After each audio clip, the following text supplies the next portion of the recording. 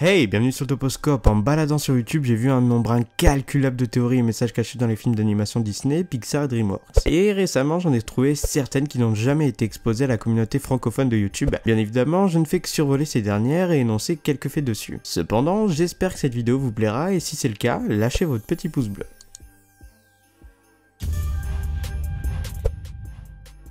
Depuis sa sortie en mars dernier, Zootopia a rapporté plus d'1 milliard de dollars dans le monde entier. Judy Hoops est un lapin qui a toujours rêvé de devenir agent de police. Sa ville, Zootopie, est le foyer de toutes les espèces animales différentes, mais il n'y a jamais eu de lapin policier là-bas. Après avoir été formé pour, Judy fait face à de nombreux obstacles. Beaucoup de spectateurs ont parlé sur la façon dont le film reflète les problèmes de la société actuelle. Les féministes ont pointé du doigt une scène où tout le monde peut atteindre la chaise sauf Judy, en disant que cette scène est une métaphore pour pousser la femme à lutter pour trouver sa place dans le domaine du travail.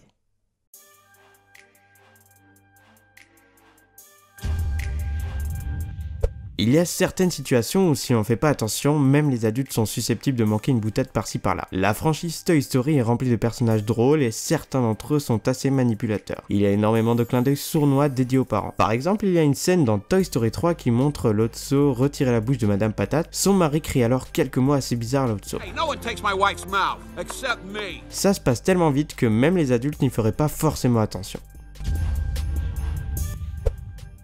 Il y a quelques années, vous auriez du mal à trouver un parent qui n'a pas vu et revu tous les films de Shrek. Le Grand Ogre Vert a été dans toutes les salles de cinéma à travers le monde et a eu le droit à plein de films et courts-métrages comme celui sur les vacances, et même un film exclusivement sur le chaboté. Heureusement, DreamWorks y a inclus quelques doses d'humour pour adultes. Effectivement, le nom du méchant est clairement une allusion au mot anglais fuckwad, ce qui ramènerait à l'appeler en français résidu de fond de capote. Ouais bon, c'est bizarre, mais j'ai trouvé que ça comme traduction.